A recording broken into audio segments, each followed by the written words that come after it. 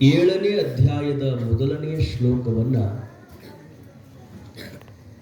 ಅಧಿಕರಣವಾಗಿರಿಸಿಕೊಂಡು ಇದು ಪರ್ಯಂತ ಎಲ್ಲ ಮಹಾತ್ಮರು ಚಿಂತನವನ್ನು ನೀಡಿದ್ದಾರೆ.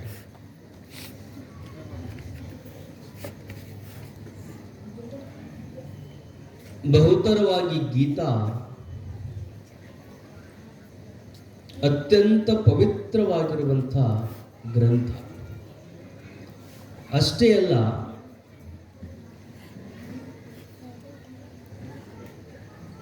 ಕೇವಲ ಆತ್ಮಜ್ಞಾನವನ್ನು ಉಪದೇಶ ಮಾಡುವಂಥ ಪವಿತ್ರ ಗ್ರಂಥ. ಗೀತೆಯ ಆರಂಭದ ಕೆಲವು ಶ್ಲೋಕಗಳನ್ನು ಹೊರತುಪಡಿಸಿದರೆ ಮೊದಲನೇ ಅಧ್ಯಾಯ, 2ನೇ ಅಧ್ಯಾಯದ ಸುಮಾರು 9-10 ಶ್ಲೋಕಗಳು, 2ನೇ ಅಧ್ಯಾಯದ 11ನೇ ಶ್ಲೋಕದಿಂದ ಆರಂಭಗೊಳ್ಳುವಂತಹ ಗೀತೆ ಮುಂದೆ ಒಂದಲ್ಲ ಒಂದು ಯೋಗ ಮಾರ್ಗವನ್ನು ತಿಳಿಸಿಕೊಡುವ ಮೂಲಕ ಎಲ್ಲ ತರದ ಮುಮುಕ್ಷುಗಳನ್ನು ಉದ್ಧರಿಸಬೇಕು ಎನ್ನುವ ಅಪೂರ್ವ ಕಳಕಳಿಯ ಗ್ರಂಥ Bhagavad Gita. Mahatma Gandhi, the great leader of this universe, he says a good quotation about the Gita. I can live without food. I can live without sleep. But I can't live without Bhagavad Gita. Gandhi Mahatma ಹೇಳಿದಂಥ ಪವಿತ್ರ ಮಾತು ಏನು ಅಂದರೆ, ನನಗೆ ಒಂದು ವೇಳೆ ಊಟ ಇರದೆ ಇದ್ರೆ ನಾನು ಬದುಕ್ತೀನಿ. ಊಟಕ್ಕಿಂತಲೂ ಮನುಷ್ಯನಿಗೆ ಅತಿ ಮುಖ್ಯವಾದದ್ದು ಯಾವುದು ಅಂದ್ರೆ ನಿದ್ರೆ. ನಿದ್ದೆ ಬಂತು ಅಂದ್ರೆ ಊಟನೂ ಸೇರಂಗಿಲ್ಲ, ಬೆಳ್ಳಿ ಸೇರಂಗಿಲ್ಲ, ಬಂಗಾರ ಸೇರಂಗಿಲ್ಲ, ರೊಕ್ಕ ಸೇರಂಗಿಲ್ಲ. 1 ಕೋಟಿ ರೂಪಾಯಿ ನಿಮಗೆ ಕೊಡ್ತೀವಿ, 1 ತಿಂಗಳು ಒಟ್ಟ ನಿದ್ದೆ ಮಾಡಬಾರ್ದು ಅಂದ್ರೆ ಯಾರು ಇರಕ್ಕಾಗ್ತದೆ?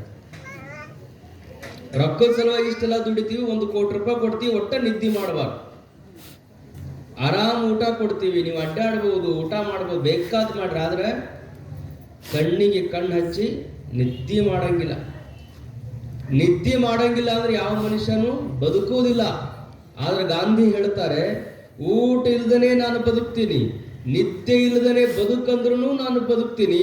ಆದ್ರೆ ನನ್ನ ಬದುಕಿಗೆ ಭಗವದ್ಗೀತಾ ಇಲ್ಲ ಅಂದ್ರೆ ನಾನು ಬದುಕಲಿಕ್ಕೆ ಸಾಧ್ಯ ಇಲ್ಲ ಎಂಬ ಮಾತನ್ನ ಗಾಂಧಿ ಹೇಳಬೇಕಾಗಿತ್ತು. ಅಂದ್ರೆ ಭಗವದ್ಗೀತೆಯ ಮಹತ್ವ ಎಷ್ಟು ಅನ್ನೋದು ಅರ್ಥ ಆಗ್ತದೆ.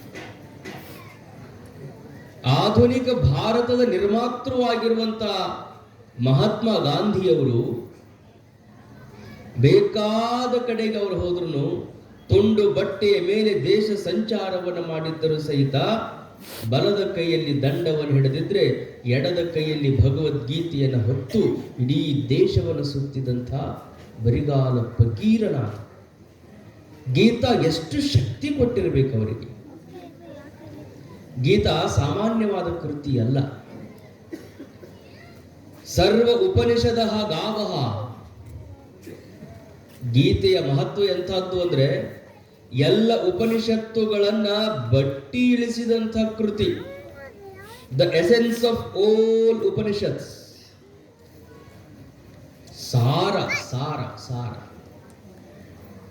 ಹೆಂಡಿ ತೆಗೆದ್ರೆ ಏನು ಬರ್ತದಲ್ಲ, ಎಲ್ಲ ಉಪನಿಷತ್ತುಗಳನ್ನ ಅಧ್ಯಯನ ಮಾಡಿದಂಥವರು, ಉಪನಿಷತ್ತುಗಳನ್ನು ಅನುಭವಕ್ಕೆ ತಂದುಕೊಂಡಂಥ ಅನುಭಾವಿಗಳೆಲ್ಲ ಹೇಳುವ ಮಾತೇನು, ಗೀತಾ ಅಂದ್ರೆ ಉಪನಿಷತ್ತುಗಳ ಸಾರ. ಅಲ್ಲಿ ಎಲ್ಲ ಉಪನಿಷತ್ತುಗಳು ಆಕಳದ ರೂಪದಲ್ಲಿವೆ. ಆಕಳ ಅಂದ್ರೆ ನಿಮಗೆ ಗೊತ್ತು, ಅದು ಒಣ ಹುಲ್ಲು ತಿಂತದೆ, ಹಸಿ ಹುಲ್ಲು ತಿಂತದೆ. ಮನೆಯೊಳಗೆ ನೀವು ಇಟ್ರಿ ಅಂದ್ರೆ ಮೊಸರು ನೀರು ಕುಡಿತದೆ. ಅದು ಇದು ಎಲ್ಲವನ್ನು ತಿಂದಿದ್ದರೂ ಸಹಿತ ಒಣ ಹುಲ್ಲನ್ನೇ ತಿಂದಿರಲಿ, ಹಸಿ ಹುಲ್ಲನ್ನೇ ತಿಂದಿರಲಿ, ಆದ್ರೆ ಹಾಲು ಮಾತ್ರ ಒಂದೇ ಆಗಿರ್ತದೆ. ಆಕಳು ಕೊಡುವ ಹಾಲು ಅಮೃತ ಸಮಾನವಾಗಿರುತ್ತೆ. ಅಮೃತ ಸದೃಶವಾದ ಹಾಲನ್ನ ಹೇಗೆ ಆಕಳು ತಾನು ಕೊಡುತ್ತದೆಯೋ ಹಾಗೆ ಎಲ್ಲ ಉಪನಿಷತ್ತುಗಳ ಸಾರವನ್ನ ಕೃಷ್ಣ ಪರಮಾತ್ಮ ತನ್ನ ಮುಖತವಾಗಿ ಎಲ್ಲ ಮುಮುಕ್ಷುಗಳ ಉದ್ಧಾರಕ್ಕಾಗಿ ನೀಡಿದಂತಹ ಅಮೂಲ್ಯವಾದ ಗ್ರಂಥವೇ ಅದು ಭಗವದ್ಗೀತಾ. ಗೀತೆಯ ಬಗ್ಗೆ ಇನ್ನೂ ಅನೇಕ ಸಂಶೋಧನೆಗಳು ನಡೆದಿವೆ. ಅದರ ವಿನೋಬಾಜಿ ಒಂದು ಮಾತು ಹೇಳ್ತಾರೆ, whatever the difficulties in your life, if you want to answer for the difficulties, just you go through Bhagavad Gita. ನಿಮ್ಮ ಬದುಕಿನ ಯಾವುದೇ ಸಮಸ್ಯೆಗಳನ್ನು ಇಟ್ಟುಕೊಂಡು ನೀವು ಚಿಂತನವನ್ನು ಮಾಡ್ತಾ ಹೊರಟ್ರೆ ನಿಮ್ಮೆಲ್ಲ ಸಮಸ್ಯೆಗಳಿಗೆ ಸಮರ್ಪಕವಾಗಿರುವಂತಹ ಉತ್ತರವನ್ನು ಕೊಡಬಲ್ಲಂತಹ ಒಂದು ಗ್ರಂಥ ಅಂತಿದ್ರೆ ಅದು ಭಗವದ್ಗೀತಾ ಅಂತ ಭೂದಾನ ಯಜ್ಞದ ಹರಿಕಾರನಾದ ವಿನೋಬಾ ಭಾವೆಯವರು ಹೇಳ್ತಾರೆ. ಪುರಾತನ ಕಾಲದ ವ್ಯಾಖ್ಯಾನಗಳನ್ನು ನಾವು ನೋಡ್ತೀವಿ, ಗೀತೆಯ ಬಗ್ಗೆ ಇರುವಂಥ ವ್ಯಾಖ್ಯಾನಗಳನ್ನು ನೋಡ್ತೀವಿ. ಬರೀ ಆ ಕಾಲದ ಮಹಾತ್ಮರಲ್ಲ, ಆಧುನಿಕ ಕಾಲದಲ್ಲಿ ಬದುಕಿದಂತಹ ಮಹಾತ್ಮರು ಸಹಿತ ಗೀತೆಯನ್ನ ಅಷ್ಟು ಪ್ರೇಮಿಸಿದ್ದಾರೆ. ಲೋಕಮಾನ್ಯ ಬಾಲಗಂಗಾಧರ ತಿಲಕ್, ನನ್ನ ದೇಶಕ್ಕೆ ಸ್ವಾತಂತ್ರ್ಯ ಅನ್ನುವಂಥದ್ದನ್ನು ನಾನು ದೊರಕಿಸಿಕೊಡುವಲ್ಲಿ ಸಮರ್ಥನಿದ್ದೇನೆ ಅಂದರೆ ನನ್ನೊಳಗಿನ ಧೈರ್ಯಕ್ಕೆ ಕಾರಣ ಯಾವುದು ಅಂದರೆ ಭಗವದ್ಗೀತಾ ಅಂತ ಹೇಳ್ತಾರೆ. ನಿಷ್ಕಾಮ ಭಾವದಿಂದ ನಾನು ಆಚರಿಸುವಂಥ ದೇಶ ಸೇವೆಯಿಂದ ನನ್ನ ದೇಶ ಪರಕೀಯರಿಂದ ಮುಕ್ತವಾಗುತ್ತದೆ ಅಂತ ಲೋಕಮಾನ್ಯ ತಿಲಕರು ಹೇಳಿದ್ದಾರೆ.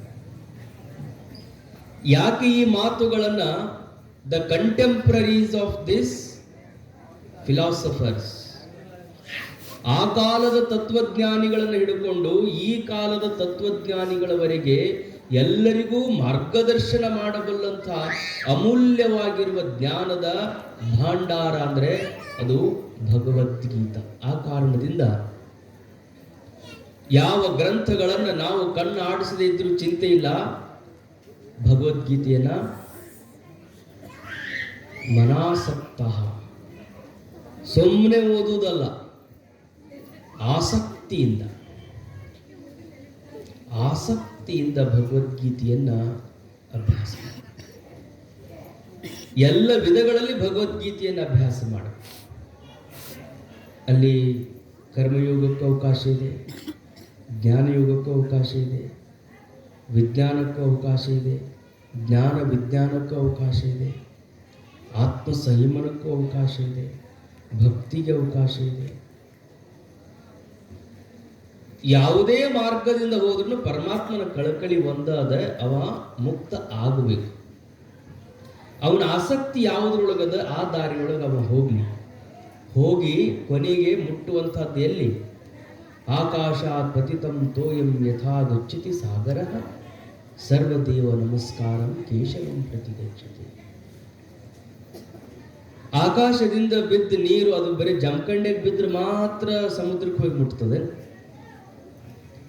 ಆಕಾಶದಿಂದ ಮೇಘದಿಂದ ಬಿದ್ದಂತ ಒಂದು ಹನಿ ನೀರು ಅದು ಭೂಮಿ ಯಾವುದೇ ಮೂಲೆಯೊಳಗೆ ಬಿದ್ದರೂ ಸಹಿತ ಮೋಡ ಆಗಬೇಕು, ಮಳೆಯಾಗಿ ಭೂಮಿಗೆ ಬೀಳಬೇಕಷ್ಟೇ. ಭೂಮಿಗೆ ಬಿತ್ತು ಅಂದ್ರೆ ಅದು ಎಲ್ಲೇ ಬಿದ್ದಿರಲಿ, ಎಲ್ಲಿ ಬಿದ್ದಿದ್ರು ಸಹಿತ ಅದು ಅಲ್ಲೇ ಇಲ್ಲೇ ಹರಿದು ಮತ್ತೆ ಸಮುದ್ರವನ್ನೇ ಹೋಗಿ ಸೇರುವಂತೆ ಯಾವುದೇ ಮಾರ್ಗದಿಂದ ನಾವು ಹೋದರೂ ಸಹಿತ, ಭಕ್ತಿ ಮಾರ್ಗದಿಂದ ಹೋಗಲಿ, ಜ್ಞಾನ ಮಾರ್ಗದಿಂದ ಹೋಗಲಿ, ಕರ್ಮ ಮಾರ್ಗದಿಂದ ಹೋಗಲಿ, ಯಾವ ಮಾರ್ಗದಿಂದ ನಾವು ಹೋದ್ರೂ ತಿಳಿಯುವಂತಹ ಸತ್ಯ ಮಾತ್ರ ಒಂದೇ ಆಗಿರುತ್ತದೆ ಅನ್ನುವುದನ್ನು ಪರಮಾತ್ಮ 18 ಅಧ್ಯಾಯಗಳಲ್ಲಿ ವಿಸ್ತಾರ ರೂಪದಲ್ಲಿ ಹೇಳ್ತಾ ಹೋಗಿದ್ದಾನೆ. ಆ 18 ಅಧ್ಯಾಯಗಳ ಮಧ್ಯದಲ್ಲಿರುವಂತಹ ಒಂದು ಅಧ್ಯಾಯ 7ನೇ ಅಧ್ಯಾಯ. 7ನೇ ಅಧ್ಯಾಯದ ಮೊದಲನೆಯ ಶ್ಲೋಕ, ಮಯ್ಯಾಸಕ್ತ ಮನಃ ಪಾರ್ಥ, ಮಯಿ ಆಸಕ್ತ ಮನಃ ಪಾರ್ಥ. ನೀನು ಯಾರಲ್ಲಿ ಆಸಕ್ತಿ ಉಳ್ಳವನಾಗು ಅಂದ್ರೆ ಮಯಿ ಅಂದ್ರೆ ನನ್ನಲ್ಲಿ ಆಸಕ್ತಿ ಉಳ್ಳವನಾಗಬೇಕು ಅಂತ ಪರಮಾತ್ಮ ಉಪದೇಶ ಮಾಡ್ತಾನಂದ್ರೆ ನಮ್ಮ ಆಸಕ್ತಿಗಳು ಬೇರೆ ಬೇರೆ ಅದಾವಂತಾನೆ ಅರ್ಥ. ಪರಮಾತ್ಮ ಒಂದನ್ನು ಬಿಟ್ಟು ಉಳಿದ ಕಡೆಗೆ ನಮ್ಮ ಆಸಕ್ತಿಗಳು ತುಂಬಿಕೊಂಡ. ಎದರಲ್ಲಿ ಆಸಕ್ತನಾಗಿದ್ದಾನೆ ಜೀವ? ವಿಷಯಗಳಲ್ಲಿ ಆಸಕ್ತನಾಗಿದ್ದಾನೆ. ವಿಷಯಗಳನ್ನ ಭೋಗಿಸಬೇಕೆಂಬ ಕಡೆಯಲ್ಲಿ ಆತನ ಆಸಕ್ತಿ ತೀವ್ರತರವಾಗಿದೆ. ವಿಷಯಗಳನ್ನು ಪಡೆಯುವಾಗ ಆತನಿಗೆ ಇರುವಂತಹ ಆಸಕ್ತಿ, ವಿಷಯಗಳನ್ನು ಅನುಭವಿಸುವಾಗ ಆತನಿಗಿರುವಂತಹ ಆಸಕ್ತಿ, ಅದು ಪರಮಾತ್ಮನನ್ನು ಪಡಿಬೇಕು ಅನ್ನುವಲ್ಲಿ ಇಲ್ಲ. ಹಣ ಗಳಿಸ್ಬೇಕು ಅಂತ ನಾವೆಷ್ಟು ಪ್ರಯತ್ನ ಮಾಡ್ತೀವಿ, ಎಷ್ಟು ಪ್ರಯತ್ನ ಮಾಡ್ತೀವಿ. ಹಣ ಗಳಿಸ್ಬೇಕು ಅಂತ ಎಷ್ಟು ಪ್ರಯತ್ನ ಮಾಡ್ತೀವಿ. ಬೆಳಗಿನಿಂದ ಹಿಡಿದು ಮಲಗುವವರೆಗೂ ಹಣ ಸಂಪಾದನೆಗಾಗಿ ನಾವು ಮಾಡುವಷ್ಟು ಪ್ರಯತ್ನ, ಕೀರ್ತಿ ಸಂಪಾದನೆಗಾಗಿ ನಾವು ಮಾಡುವಷ್ಟು ಪ್ರಯತ್ನ, ಮನ್ನಣೆಯ ದಾಹದಿಂದ ನಾವು ಮಾಡುವಂತಹ ಪ್ರಯತ್ನ, ಇಷ್ಟೆಲ್ಲ ಪ್ರಯತ್ನ ಹೊರಗಿಂದರ ಸಲುವಾಗಿ ನಾವೇನು ಮಾಡ್ತೀವಿ, ಅಷ್ಟು ಪರಮಾತ್ಮನ ಸಲುವಾಗಿ ಮಾಡಿಬಿಟ್ರೆ ನಾವು ಮುಕ್ತರಾಗಿ ಬಿಡ್ತೀವಿ ಅಂತ. ಆಸಕ್ತ ಮನಃ ಮಯಿ, ನನ್ನಲ್ಲಿ ನೀನು ಆಸಕ್ತಿ ಉಳ್ಳವನಾಗು, ನಿನ್ನ ಮನಸ್ಸು ನನ್ನಲ್ಲಿ ರಮಿಸುವಂತೆ ಮಾಡುವಂತ. ನಮ್ಮ ಗುರುಗಳು ಯಾವಾಗಲೂ ಹೇಳೋರು, ಮುಕ್ತನಾಗಬೇಕಾಗಿತ್ತು ಅಂದ್ರೆ ಎಷ್ಟು ಆಸಕ್ತಿ ಉಳ್ಳವರಾಗಿರ್ಬೇಕ್ರಿ, ಪರಮಾತ್ಮನಲ್ಲಿ ಎಷ್ಟು ಆಸಕ್ತಿ ಉಳ್ಳವರಾಗಿರ್ಬೇಕು ನಾವು ಅಂತ ಪ್ರಶ್ನೆ ಮಾಡಿದ್ರೆ ನಮ್ಮಪ್ಪವ್ರು ಬಹಳ ಸರಳ ಹೇಳೋರು, ನಿನ್ನ ಕೈಯಾಗ 500 ನೋಟಿಂದ ಒಂದು ಬಂಡಲ್ ಕೊಟ್ಟಿವಿ ಅಂತ ತಿಳ್ಕೊ. 500 ನೋಟಿಂದ ಒಂದು ಬಂಡಲ್ ಕೊಟ್ಟು ಇದು 50,000 ರೂಪಾಯಿ ಐತಿ, ನೀನೇ ಇಟ್ಕೋ ಅಂತ ಹೇಳಿದ್ವಿ ಅಂದ್ರೆ ಆ 50,000 ರೂಪಾಯಿಯನ್ನ ನೀನು ಎಣಿಸುವಾಗ, ಮನ್ಯಾಗ ನೋಟ್ ಎಣಿಸ್ತಿರ್ತೀರಿ, ಅಲ್ಲಿ ಯಾರಿಗೋ ಕೊಡ್ಬೇಕಾಗಿದೆ, ನೀವು 50,000 ರೂಪಾಯಿ ಕೊಡ್ಬೇಕಾಗ್ಯದ, ನೋಟ್ ಹೆಂಗೆ ಎಣಿಸ್ತಿರ್ತೀರಿ? 1 2 3 4 5 6 7 ಹಿಂಗೆ ಎಣಿಸುವಾಗ ಮಕ್ಕಳು ಅಡ್ಡ ಬಂದು ಅಂದ್ರೆ ಎಷ್ಟು ಸಿಟ್ಟು ಬರ್ತದೆ, ಅಂತ ಜಬರಿಸ್ತೀವಿ. ಅದು ಇನ್ನೂ ಮುಂದೆ ಹೋಗಿ ಮೈ ಮೇಲೆ ಬಿತ್ತ ಪಟ್ನ ಕಪಾಳ ಹೊಡಿತಾರೆ. ಏನ್ ಮಾಡಕತ್ತೀನಿ ಗೊತ್ತಾಗೋದಿಲ್ಲ. ರೊಕ್ಕ ಎಣಸು ಮುಂದ ಒಂದು ನೋಟ್ ತಪ್ಪಿ ಹೋಯ್ತು ಅಂದ್ರೆ ಹೆಂಗ ಅಂತ ವಿಚಾರ ಮಾಡ್ಕೊಂತ ರೊಕ್ಕ ಎಣಿಸೋದ್ರ ಬಗ್ಗೆ ಎಷ್ಟು ಲಕ್ಷ್ಯ ಐತಲ್ಲ, ರೊಕ್ಕವನ್ನು ಎಣಿಸುವಾಗ ಎಷ್ಟು ಅದರ ಕಡೆಗೆ ನಮ್ಮ ಚಿತ್ತ ಐತಲ್ಲ, ಅಷ್ಟು ಚಿತ್ತವನ್ನ ಪರಮಾತ್ಮನ ಕಡೆಗೆ ನಾವು ಕೊಟ್ಟು ಬಿಟ್ವಿ ಅಂದ್ರ ಅಂದ ನಾವು ಮುಕ್ತರಾಗಿ ಹೋಗ್ತೀವಿ ಅಂತ ನಮ್ಮ ಗುರುಗಳು ಹೇಳ್ತಿದ್ರು.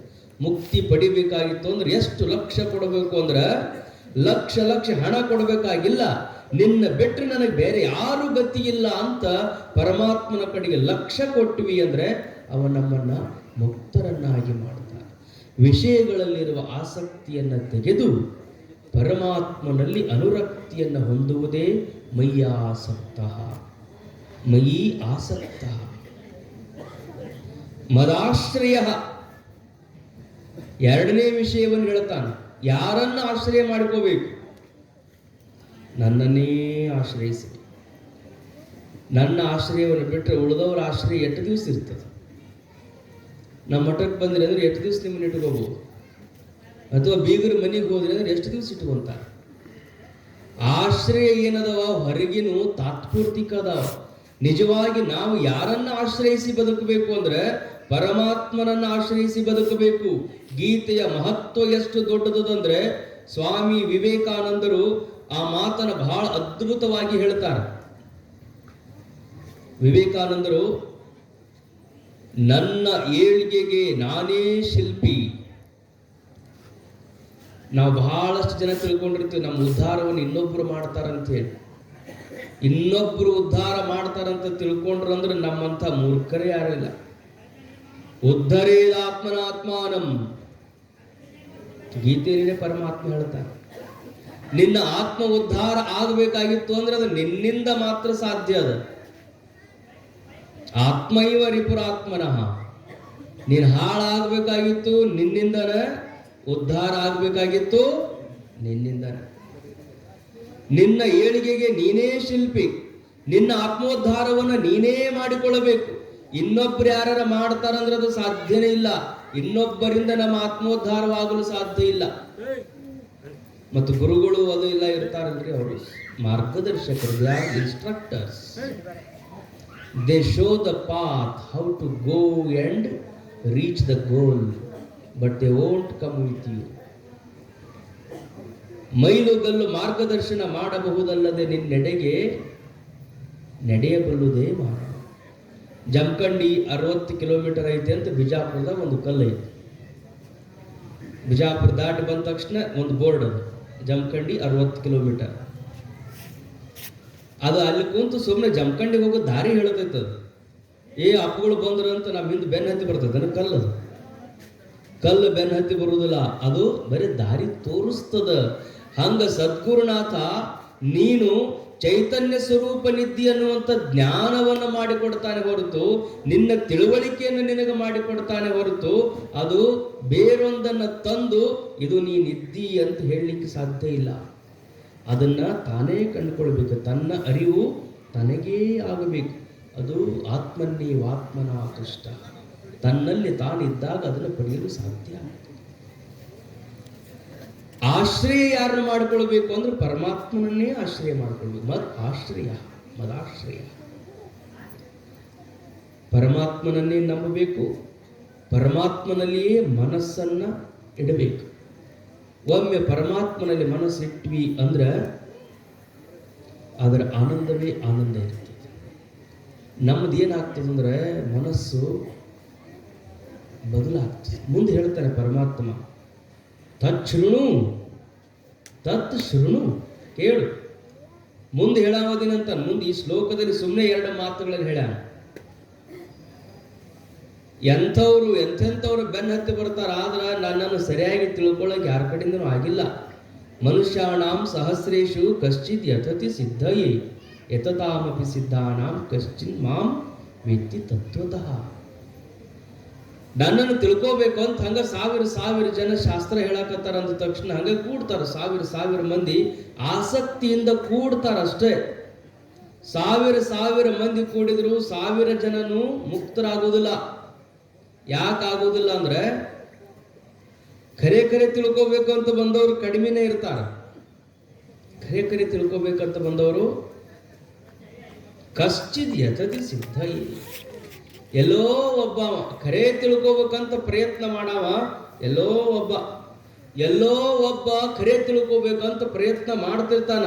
ಖರೇನೇ ತಿಳ್ಕೋಬೇಕು ಅಂತ ಪ್ರಯತ್ನ ಮಾಡುವ ಸಾವಿರ ಮಂದಿಯಲ್ಲಿ ಎಲ್ಲೋ ಒಬ್ಬನನ್ನ ಖರೆ ತಿಳ್ಕೋತಾನ. ಖರೆ ತಿಳ್ಕೋಬೇಕಂತ ಪ್ರಯತ್ನ ಮಾಡೋರ ಮಧ್ಯದಲ್ಲಿನೇ ಎಲ್ಲರೂ ತಿಳ್ಕೊಳ್ಳೋಕ್ಕಾಗುವುದಿಲ್ಲ. ಎಲ್ಲೋ ಒಬ್ಬ ತಿಳ್ಕೊಂತಾನ. ಕಶ್ಚನ್ ಮಾಂ ವೇತ್ತಿ ತತ್ವತಃ. ನನ್ನ ನಿಜ ಸ್ವರೂಪ ಅರ್ಥ ಆಗೋದು ಎಲ್ಲೋ ಒಬ್ಬನಿಗೆ ಅರ್ಥ ಆಗ್ತದ. ಅದ್ರ ಬಗ್ಗೆ ಅಷ್ಟು ತೀವ್ರತರವಾದ ಆಸಕ್ತಿ ನಮ್ಮೊಳಗೆ ಇರಬೇಕು. ಯಥಾರ್ಥ ಜ್ಞಾನವನ್ನು ಮಾಡಿಕೊಳ್ಳಲೇಬೇಕನ್ನುವಂಥ ಉತ್ಕಟವಾದಂಥ ಇಚ್ಛಾ, ಪೂರ್ಣ ಪ್ರಮಾಣದ ಆಸಕ್ತಿ ನಮ್ಮೊಳಗೆ ತುಂಬಿಕೊಂಡಿತ್ತು ಅಂದರೆ ಆಗ ಭಗವದ್ ದರ್ಶನ ನಮಗೆ ಆಗ್ತದೆ. ಆ ಕಾರಣದಿಂದ ಪರಮಾತ್ಮನಿಗೆ ಸಂಪೂರ್ಣವಾಗಿ ಸಮರ್ಪಿತರಾಗಿರಬೇಕು. ಅವನನ್ನೇ ಆಶ್ರಯಿಸಿಕೊಳ್ಳಬೇಕು. ಅವನಲ್ಲಿ ಮನಸ್ಸನ್ನ ನೆಟ್ಟುಕೊಂಡಿರಬೇಕು. ಅವನಲ್ಲೇ ಮನಸ್ಸು ಮಾರ್ಜಾಲ ಶಿಶುನ್ಯಾಯದಂತೆ ಸಂಪೂರ್ಣವಾಗಿ ಪರಮಾತ್ಮನದ್ದೇ ಆಶ್ರಯ. ಎಷ್ಟು ಆಶ್ರಯ ಮಾಡಿಕೊಂಡಿರ್ತದೆ. ಬೆಕ್ಕಿನ ಮರಿ ಎಷ್ಟು ನಂಬಿಕೊಂಡಿರ್ತದೆ ತಾಯಿಯನ್ನು. ಎಂಥ ಆಶ್ರಯ ಅದು. ಮರಿಗೆ ಜನ್ಮ ಕೊಟ್ಟಾಗ ಯಾರಾದ್ರೂ ಆ ಮರಿ ಇಟ್ಟಲ್ಲಿ ನೀವು ಸ್ವಲ್ಪ ಹಿಂಗ ಹೋಗಿ ಬಂದ್ರಿ ಅಂದ್ರೆ ವಾಸನೆ ಮ್ಯಾಲನ ಕಂಡು ಹಿಡಿತದ. ವಾಸನೆ ಮ್ಯಾಲನ ಏನ್ ಮಾಡ್ತದದು? ಇಲ್ಲಿ ಯಾರೋ ಬಂದು ಹೋಗ್ಯಾರ, ನನ್ನ ಮರಿಗಳಿಗೆ ಆಪತ್ತದ, ಇಲ್ಲಿ ನನ್ನ ಮರಿಗಳನ್ನ ಇಟ್ಟನಿ ಅಂದ್ರೆ ಇನ್ನೊಂದು ಬೆಕ್ಕು ಬಂದರೆ ತಿನ್ಬೋದು, ಅಥವಾ ಮನಿ ಮಾಲೀಕ ಇಲ್ಲಿ ತಂದಿಟ್ಟೈತೆ ಅಂತ ತಗೊಂಡೋಗಿ ಇದನ್ನ ಬೇರೆ ಕಡೆಗಾರ ಒಗಿಬಹುದು. ಏನೋ ನನ್ನ ಮಕ್ಕಳ ಬದುಕಿಗೆ ಆಪತ್ತು ಐತಿ ಅಂತ ತಿಳಿದು ಆ ಜಾಗನ ಬದಲು ಮಾಡ್ತಿರ್ತದೆ. ಜಾಗ ಬದಲು ಮಾಡುವಾಗ ಈಗೆಲ್ಲ ಮನೆಯಾಗ ಇಲ್ಲೆಲ್ಲ ಅದಾವ ಬೆಕ್ಕುಗಳದಾವ. ಅದ್ರ ಮನ್ಯಾಗ ಮರಿ ಹಾಕಿರ್ತಾವೆಲ್ಲ ಗೊತ್ತಿಲ್ಲ. ಅಂತೂ ಬೆಕ್ಕರ ನೋಡೀವಿ, ಮರಿಗಳನ್ನು ನೋಡೀವಿ. ಅವ ಜಾಗ ಬದಲು ಮಾಡೋದನ್ನ ಇಲ್ಲಿ ಬಹಳ ಜನ ಹಿರಿಯರು ಇರೋದ್ರಿಂದ ನನಕ್ಕಿಂತ ಹೆಚ್ಚು ನೀವು ಅಂತದ್ ನೋಡಿರ್ತೀವಿ. ಮರಿಗಳ ಜಾಗ ಬದಲು ಮಾಡುವಾಗ ಬೆಕ್ಕು ಎಲ್ಲಿ ಹಿಡ್ಕೊಂಡಿರ್ತದ? ಬಾಲ ಹಿಡ್ಕೊಂಡು ಹೋಯ್ತಿರ್ತದನ್ರಿ. ಬಾಲ ಹಿಡಿದಿರ್ತದ, ಕಾಲು ಹಿಡ್ಕೊಂಡಿರ್ತದ, ಕುತ್ತಿಗೆ ಹಿಡಿದಿರ್ತೈತ. ಈ ಮನುಷ್ಯನಿಗೆ ಗಲ್ಲು ಶಿಕ್ಷೆ ಕೊಡ್ತಾರಲ್ಲ, ಗಲ್ಲು ಶಿಕ್ಷೆ ಕೊಡುವಾಗ ಅವ್ನ ಊರ್ನ ಕಾಲಿಗೆ ಹಾಕ್ತಾರೆ, ಕುತ್ತಿಗೆಗೆ ಹಾಕ್ತಾರೆ. ಕುತ್ತಿಗೆ ಅಂದ್ರೆ ಬಹಳ ಅಷ್ಟು ಕುತ್ತಿಗೆಗೆ ಹಾಕಿದ್ರು ಅಂದ್ರೆ ಯಾಕೆ ಕುತ್ತಿಗೆಗೆ ಹಾಕ್ತಾರಂದ್ರ ನಮ್ಮ ಶರೀರದ ಎಲ್ಲ ನರಗಳು ನಮ್ಮ ಕುತ್ತಿಗೆ ಹಿಂಭಾಗದಲ್ಲಿನೇ ಇರ್ತಾವ. ಅದಕ್ಕೆ ಇಲ್ಲೇನಾರ ಪೆಟ್ಟು ಬಿತ್ತು ಅಂದ್ರ ಇಡೀ ಮುಂದಿನ ಶರೀರ ಎಲ್ಲ ಭಾಗ ಆಗ್ತದೆ. ನೆನ್ಪಿಟ್ಕೊಂಡಿರ್ಬೇಕು. ಕುತ್ತಿಗೆ ಹಿಂಭಾಗಕ್ಕೆ ಬೈಕ್ ಹೊಡೆಯವರು ಹೆಲ್ಮೆಟ್ ಹಾಕೋರು ಯಾಕೆ ಹೇಳ್ತಾರೆ? ಕೈ ಮುರಿದ್ರ ಕಾಲು ಮುರಿದ್ರ ಮತ್ತೆ ಹೊಂದಾಣಿಕೆ ಮಾಡ್ಕೊಳಕ್ ಬರ್ತದ. ನಿಮ್ಮ ಕುತ್ತಿಗೆಗೆ ಪೆಟ್ಟು ಬಿದ್ರ ತಲೆಗೆ ಪೆಟ್ಟು ಬಿದ್ರ ಏನು ಹೊಂದಾಣಿಕೆ ಮಾಡಕ್ ಬರುದಿಲ್ಲ. ಅದಕ್ಕೆ ಎಚ್ಚರದಿಂದ ಇರ್ರಿ ಅಂತ ಹೇಳ್ತಾರೆ. ಅದಕ್ಕೆ ಗಲ್ಲು ಶಿಕ್ಷೆ ಕೊಡೋರು ಸಹಿತ ಎಲ್ಲಿ ಹಾಕಬೇಕು ಹಗ್ಗ ಅಂತಾರ ಅಂದ್ರೆ ಕುತ್ತಿಗೆಗೆ ಹಾಕ್ಬೇಕಂತ. ಕುತ್ತಿಗೆಗೆ ಹಾಕಿದ್ರು ಅಂದ್ರೆ ಅವನ ಪ್ರಾಣ. ಆದ್ರೆ ಇಲ್ಲಿ ಬೆಕ್ಕು ಎಲ್ಲಿ ಹಿಡದಂದ್ರ ಕುತ್ತಿಗೆನ ಹಿಡಿದದು. ಕುತ್ತಿಗೆ ಹಿಡಿದಾಗ ಆ ಮರಿ ಏನಾರ ಒಳಗೆ ಅನ್ಕೋಬೇಕಲ್ಲ, ಅದು ಅಂತದ ಜನ್ಮ ಕೊಟ್ಟಾಕಿ, ನನ್ನ ಬದುಕನ್ನು ನಿರ್ಮಾಣ ಮಾಡುವಂತಾಕಿ, ನನ್ನ ಆಗು ಹೋಗುಗಳೆಲ್ಲ ಆಕೆಗೆ ಸಂಬಂಧಪಟ್ಟಿದ್ದು. ಜನ್ಮ ಕೊಟ್ಟ ತಾಯಿನ ನನಗ ಕುತ್ತಿಗೆಗೆ ಬಾಯಿ ಹಾಕಿ ಹಿಡ್ಕೊಂಡು ಹೊಂಟಾಳಂದ್ರ ಬಹುತರವಾಗಿ ನನ್ನ ಒಳ್ಳೇದಕ್ಕಾಕಿ ಹಿಡಿದಾಳ ಹೊರತು ನನ್ನ ಕೊಲ್ಲಬೇಕು ಅನ್ನುವಂಥ ಸ್ವಭಾವ ನನ್ನ ತಾಯಿಯಲ್ಲಿ ಇಲ್ಲ ಅಂತ ಸಂಪೂರ್ಣವಾಗಿ ತಾಯಿಗೆ ಅದು ಶರಣಾಗತ ಆದ ಕಾರಣದಿಂದಾಗಿ ಮರಿ ತಾನು ಬದುಕ್ತದ. ಅದು ಸ್ವಲ್ಪ ಅಳಿಗಾಡ್ತದೆ ಸಾಯ್ತು. ಅದು ಬಾಯಿ ಹಾಕಿ ಹಿಡಿದಾಗ ಅಲುಗಾಡಿದ್ರೆ ಸಾಯ್ತದ. ಅಷ್ಟು ಜಾಗೃತವಾಗಿ ತಾಯಿಗೆ ಸಮರ್ಪಿತವಾಗಿ ಹೆಂಗ ಮರಿ ಕೂತ್ಕೊಂಡಿರ್ತದಲ್ಲ, ಹಾಗೆ ಪರಮಾತ್ಮನಿಗೆ ನಾವು ಇಷ್ಟು ಆಶ್ರಯವನ್ನ ಮಾಡಿಕೊಂಡಿರ್ಬೇಕಂತೆ. ಪರಮಾತ್ಮ ನೀನೇ ಹೇಳಿದಿ, ಅನನ್ಯ ಸಿಂತ ಎಂತೋ ಮೇ ಜನಾಹ ಪರ್ಯುಪಾಸತೆ ತೇಷಾಂ ನಿತ್ಯಾಭಿಯುಕ್ತಾನಾಂ ಯೋಗಕ್ಷೇಮಂ ವಹಾಮ್ಯಹಂ ಅಂತ ಹೇಳಿದಿ. ನನ್ನ ಒಮ್ಮೆ ನಂಬಿ ಬಿಟ್ರಿ ಅಂದ್ರೆ, ಅನನ್ಯ ಭಕ್ತಿಯಿಂದ ನನ್ನನ್ನು ಭಜಿಸಿದ್ರಿ ಅಂದ್ರೆ ನನ್ನ ಬಿಟ್ರೆ ಬೇರೆ ಯಾರು ಗತಿ ಇಲ್ಲ ಅಂತ ನನ್ನ ಮೇಲೆ ಅಂತ ದೃಢವಾದ ವಿಶ್ವಾಸವನ್ನು ನೀವು ಹೊಂದಿರಿ ಅಂದ್ರೆ ನಿನ್ನ ಯೋಗಕ್ಷೇಮವನ್ನ ನಾನು ನೋಡ್ಕೊಂತೀನಿ ಅಂತ ನೀನ ಪ್ರಮಾಣ ಮಾಡಿ ಹೇಳಿ ಅಂದ ಬಳಿಕ ನನ್ನ ಬದುಕಿನ ಭಾರ ಎಲ್ಲ ನಿನ್ನದು ಅಂತ ಪರಮಾತ್ಮನನ್ನೇ ಯಾರು ಆಶ್ರಯ ಮಾಡಿಕೊಳ್ತಾರಲ್ಲ ಅಂಥವರನ್ನ ಪರಮಾತ್ಮ ಉದ್ಧರಿಸ್ತಾನೆ. ಅಂಥವರನ್ನ ತನ್ನಂತೆ ಮಾಡಿಕೊಳ್ತಾನೆ. ತನ್ನ ಸ್ವರೂಪ ಜ್ಞಾನವನ್ನ ಅವರಿಗೆ ತಿಳಿಸಿಕೊಡ್ತಾನೆ. ಅವನನ್ನೇ ಆಶ್ರಯ ಮಾಡಿಕೊಂಡಿರ್ಬೇಕು. ಮನ್ಯಾಗ ಮಕ್ಕಳನ್ನ ಆಟ ಆಡಿಸುವಾಗ ಏನ್ ಮಾಡ್ತೀರಿ ನೀವು? ಆಡಿಸ್ಕೋಂತ ಕೈಯಾಗಿದ್ದ ಕೂಸನ್ನ ಮ್ಯಾಲ ತೂರ್ತಿರ್ತೀರಿ, ಕೆಳಗೆ ಹಿಡಿತಿರ್ತೀರಿ. ಮ್ಯಾಲ ತೂರಿದ ಕೂಸು ಏನ್ ಮಾಡ್ತದ? ನಗ್ತಿರ್ತದ. ದೊಡ್ಡದಾದ್ಮೇಲೆ ತೂರ್ರಿ, ಕಪಾಳ ಹೊಡಿತದ. ಯಾಕೆ? ದೊಡ್ಡವರಾದಂಗೆಲ್ಲ ಅವಿಶ್ವಾಸ ಹೆಚ್ಚಕ್ಕೊಂತ ಹೋಗ್ತದೆ. ಕೂಸಿದ್ದಾಗ ಅದಕ್ಕೆ ಎಷ್ಟು ವಿಶ್ವಾಸ ಇರ್ತದಂದ್ರೆ ಕೈಯಾಗಿ ಹಿಡಿದಂತ ತಾಯಿನೇ ಇರ್ಲಿ ತಂದಿನೇ ಇರ್ಲಿ ಮ್ಯಾಲ ಹಿಂಗ ತೂರ್ಯಾರ ಅಂದ್ರೆ ಅದು ಮ್ಯಾಲ ಹೋದಾಗ ಯಾಕೆ ನಗ್ತೈತಿ ಅಂದ್ರ ನನ್ನ ಹಡದವರು ನನ್ನ ಜೋಪಾನ ಮಾಡೋರು ಅವರ ಮ್ಯಾಲ ತೂರ್ಯಾರಂದ್ರ ನನ್ನ ಹಿಡ್ಕೊಂತಾರ ಅನ್ನುವಂತ ಒಳಗೆ ವಿಶ್ವಾಸ ಇರ್ತೈತಲ್ಲ, ಆ ವಿಶ್ವಾಸದಿಂದ ಮಗು ನಗುತ್ತಿರ್ತದ. ಯಾವಾಗ ವಿಶ್ವಾಸವನ್ನ ಕಳ್ಕೊಳ್ತದ ಅವಾಗ ಅದಕ್ಕೆ ಕೆಳಗೆ ಬೀಳುತ್ತದೆ. ತಾಯಿ ತಂದೆಗಳ ಮೇಲೆ ಅಂಥದ್ದೊಂದು ವಿಶ್ವಾಸವನ್ನು ಲೌಕಿಕದೊಂದು ಮಗು ಇಡುತ್ತದಂದ ಬಳಿಕ ಅಧ್ಯಾತ್ಮದಲ್ಲಿ ತಂದೆ ನೀನು, ತಾಯಿ ನೀನು, ಬಂಧು ನೀನು, ಬಳಗ ನೀನು, ತ್ವಮೇವ ಮಾತಾ ಪಿತಾ ತ್ವಮೇವ ಬಂಧು ಸಖಾತ್ವಮೇವ, ಎಲ್ಲವೂ ನೀನೇ ಅಂತ ಪರಮಾತ್ಮನನ್ನೇ ನಾವು ಆಶ್ರಯ ಮಾಡಿಕೊಂಡು ಬಿಟ್ರೆ ನಮ್ಮೆಲ್ಲರ ರಕ್ಷಣೆಯ ಭಾರ ಅದು ಪರಮಾತ್ಮನದೇ ಆದ ಕಾರಣದಿಂದಾಗಿ ಅವನನ್ನೇ ನಂಬಬೇಕು. ಲೋಕದ ಮನುಷ್ಯರನ್ನ ನಂಬಿದ್ರ ಒಮ್ಮೆ ಹೆಂಗಿರ್ತಾರ, ಒಮ್ಮೆ ಹಿಂಗಿರ್ತಾರ. ಬೇಕಂದಾಗ ಬಹದ್ದೂರ್ ಅಂತಾರ, ಬ್ಯಾಡ್ ಅಂದಾಗ ಭಿಕಾರಿ ಅಂತಾರ. ಲೋಕದ ಜನರನ್ನ ಆಶ್ರಯಿಸಬಾರ್ದು. ಆಶ್ರಯ ಯಾರು ಮಾಡಬೇಕು? ಪರಮಾತ್ಮನನ್ನೇ ಆಶ್ರಯಿಸಬೇಕು. ಅದನ್ನು ಪರಮಾತ್ಮ ನನ್ನಲ್ಲೇ ಮನಸ್ಸನ್ನಿಡು, ನನ್ನನ್ನೇ ನೀನು ಆಶ್ರಯ ಮಾಡಿಕೊ ಅಂತ ಹೇಳ್ತಾ ಹಂಗೆ ನನ್ನೇ ತಿಳಿಬೇಕು, ನನ್ನನ್ನೇ ಆಶ್ರಯ ಮಾಡ್ಕೋಬೇಕು ಅಂತ ಬಹಳ ಜನ ಬರ್ತಾರ. ಆದ್ರೆ ಎಲ್ಲರೂ ಆ ಮಾರ್ಗದಲ್ಲಿ ಯಶಸ್ಸನ್ನು ಪಡೆಯುವುದಿಲ್ಲ ಅಂತ ಪರಮಾತ್ಮ ಮುಂದಿನ ಶ್ಲೋಕಗಳಲ್ಲಿ ತಚ್ಛೃಣು ಅನ್ನುವಲ್ಲಿ ಮುಂದೆ ಹೇಳಾವದ. ಕೇಳು ಅದನ್ನು ನೀನು ಕೇಳು, ಶೃಣು ಅಂತ ಅರ್ಜುನನಿಗೆ ಪರಮಾತ್ಮ ಉಪದೇಶವನ್ನು ಮಾಡ್ತಾ ಹೋಗ್ತಾನೆ. ಬಹಳ ಸಂತೋಷ.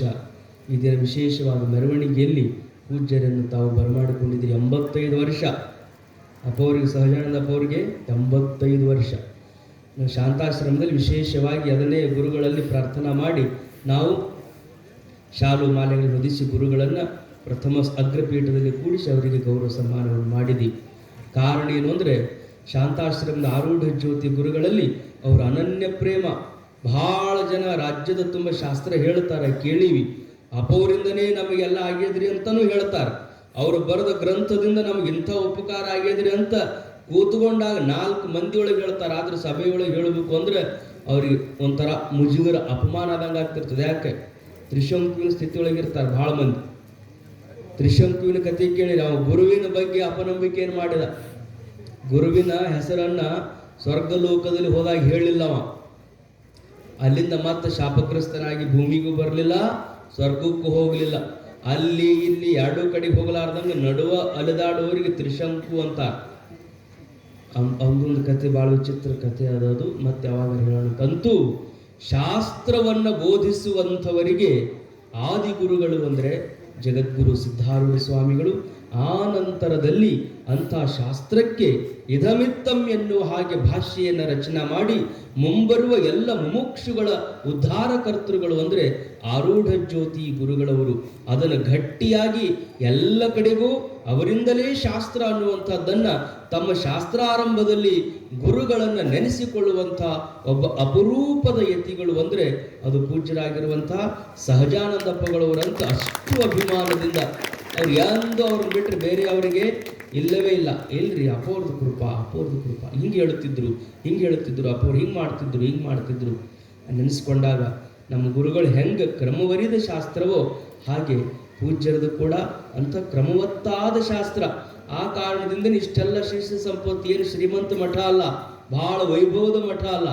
ಆದರೆ ಸಹಜಾನಂದಪ್ಪಗಳ ಸಂಪತ್ತು ಎಷ್ಟು ದೊಡ್ಡದು ಅಂದರೆ ಹೋದಲ್ಲೆಲ್ಲ ಓತಪ್ರೋತವಾಗಿ ವೇದಾಂತದ ಡಿಂಡಿಮವನ್ನು ನುಡಿಸುವಂಥ ಶಿಷ್ಯ ಬಳಗವನ್ನು ತಯಾರು ಮಾಡ್ಯಾರಲ್ಲ. ನಿಜವಾದ ಸಂಪತ್ತು ಅಂದರೆ ಆ ಜ್ಞಾನದ ವಾರಸುದಾರಿಕೆಯ ಶಿಷ್ಯ ಸಂಪತ್ತೇ ದೊಡ್ಡ ಸಂಪತ್ತು. ಅಂತಹ ಸಂಪತ್ತನ್ನು 85 ವರ್ಷಗಳು ಅವರು ಯಾವುದನ್ನು ಮೈ ಹಚ್ಚಿಕೊಂಡಿಲ್ಲ. 10-20 ಮಠಗಳಿದ್ರೂ ಯಾವ ಮಠದ ಜವಾಬ್ದಾರಿನೂ ಮೈ ಮೇಲೆ ಹೊತ್ತಿಲ್ಲ. 85ನೇ ವರ್ಷಕ್ಕೆ ನಾವು ಇವಾಗ ಬನೇನು ಹಾಕ್ಕೊಂಡಿವಿ, ಕೆಲವು ಮಂದಿ ಕಿವಿಗೆ ಟೊಪ್ಪಿಗೆ ಹಾಕ್ಕೊಂಡಾರ, ಸ್ವೆಟರ್ ಹಾಕ್ಕೊಂಡಾರ, ಎಲ್ಲ ತಂಡಿಗೆ ನಾವು ನಡಗಾಕತ್ತೀವಿ.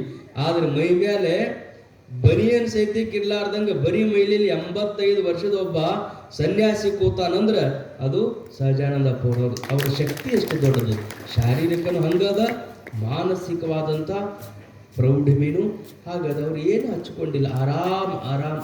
ಎಷ್ಟು ಆರಾಮ್ ಅಂದರೆ ಆರಾಮನು ಶಬ್ದ ಎಷ್ಟು ಆರಾಮ ಐತಲ್ಲ ಅಷ್ಟು ಆರಾಮದಾರವರು. ಈಗ 85 ವರ್ಷ, ಇನ್ನು 15 ವರ್ಷ 100 ವರ್ಷ ಆಗೋದಕ್ಕೆ. ಅವರ ಗುರುಗಳು ಆರೂಢ ಜ್ಯೋತಿ ಅಪ್ಪವರು 105 ವರ್ಷ ಅವರು ಜೀವಿತಾವಧಿ ಇತ್ತು ಅಂತ ನಾವೆಲ್ಲ ಕೇಳ್ತೀವಿ. ಅವ್ರ ಕೈ ಒಳಗೆ ಅದಾರ, ಅವರದೇ ಶಾಸ್ತ್ರವನ್ನು ಅವರಂಗನೇ ಎಲ್ಲ ರೀತಿಯಲ್ಲಿ ಶಿಷ್ಯರಿಗೆ ಉಪದೇಶವನ್ನು ಮಾಡ್ಕೋತ ಬಂದಾರಂದರೆ ದೊಡ್ಡ ಗುರುಗಳ ಹಾಗೆ ಅವರೂ ಶತಾಯುಗಳಾಗಿ ನಮ್ಮೆಲ್ಲರನ್ನು ನಿರಂತರವಾಗಿ ಆಶೀರ್ವದಿಸಲಿ ಅಂತೇಳಿ ಈ ಸಂದರ್ಭದಲ್ಲಿ ಪ್ರಾರ್ಥಿಸಿ, ಯಾರು ಅನ್ಯಥಾ ಭಾವಿಸಬೇಡ್ರಿ. ನಾಳೆ ನಾನು ದೂರದ ಮುಚ್ಚಳಂಬಿಗೆ ಹೋಗಬೇಕಾಗ್ಯದ. ಬೆಳಗ್ಗೆ 9:30 10 ಗಂಟೆ ಅಂದರೆ ಅಲ್ಲಿರಬೇಕು. ಈ ಬಿಜಾಪುರಕ್ಕೆ ಹೋಗಿ ವಸ್ತಿ ಮಾಡಿ ಮತ್ತು ಬೆಳಿಗ್ಗೆ 6 ಗಂಟೆಗೆ ಅಲ್ಲಿಂದ ಬಿಡಬೇಕಾಗಿದೆ. ಅದಕ್ಕೆ ಮಧ್ಯದಲ್ಲಿ ನಾನು ಹೊರಟಿದ್ದೀನಿ. ಪೂಜ್ಯ ಗುರುಗಳವರು ಅಪ್ಪಣೆ ಮಾಡಲಿ ಹಾಗೆ ಅಂಥೇಳಿ ತಮ್ಮೆಲ್ಲರಲ್ಲಿ ವಂದಿಸಿ ಚಿಂತನಕ್ಕೆ ವಿರಮಿಸಿ.